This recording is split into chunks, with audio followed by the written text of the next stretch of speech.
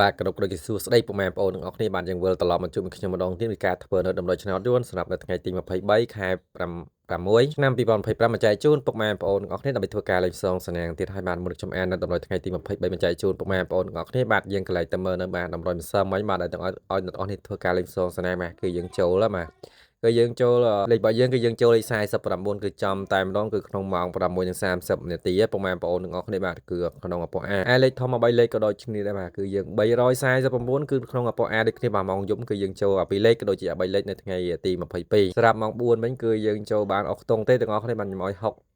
68ឆ្នោតចេញ62អញ្ចឹងសម្រាប់ខ្ទង់គឺយើងចូលទាំងម៉ោង4និងម៉ោង6ពុកម៉ែបងប្អូនទាំងអស់គ្នាម៉ោង1ឲ្យបានទីមទាត់ចែកជូនពុកម៉ែបងប្អូនម៉ោង1គឺចេញលេខ51ទាំងអស់គ្នាមក51គឺចូល51ទាំងអស់គ្នា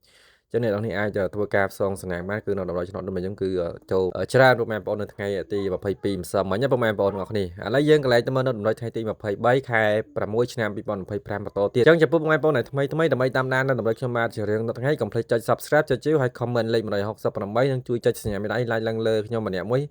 ដើម្បីខ្ញុំបាន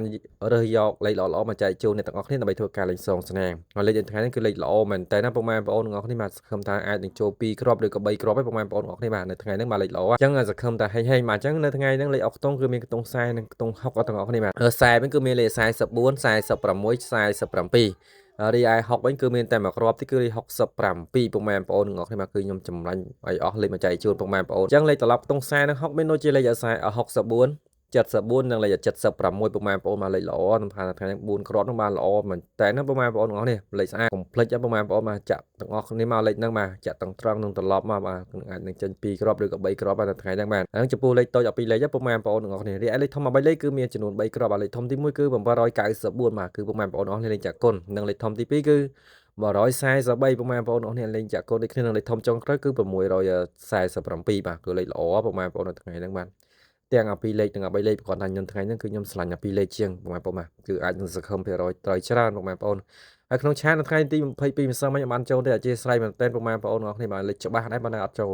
ចឹងអធិស្ឋានចាំនៅថ្ងៃទី23បាទហេងបាទយើងនឹងសងសឹកថ្ងៃទី23ទាំងម៉ោង4និងម៉ោង6បងប្អូននៅក្នុងឆាតបាទចឹងត្រៀមចឹងវីដេអូគឺខ្ញុំមានតែប៉ុណ្្នឹងមកចែកជូនបងប្អូនទាំងអស់គ្នាដើម្បីធ្វើការលេងសងសនាងជាចុងក្រោយកុំភ្លេចចុចសញ្ញាមេដៃ like នៅលើម្នាក់មួយដើម្បីបានលេខល្អៗខ្ញុំបាទជារៀងរាល់ថ្ងៃហើយ comment លេខ168ទាំងអស់គ្នាម្នាក់មួយហើយតម្រុយនេះគឺពុកម៉ែបងប្អូនអាចសងសំណាងម៉ោង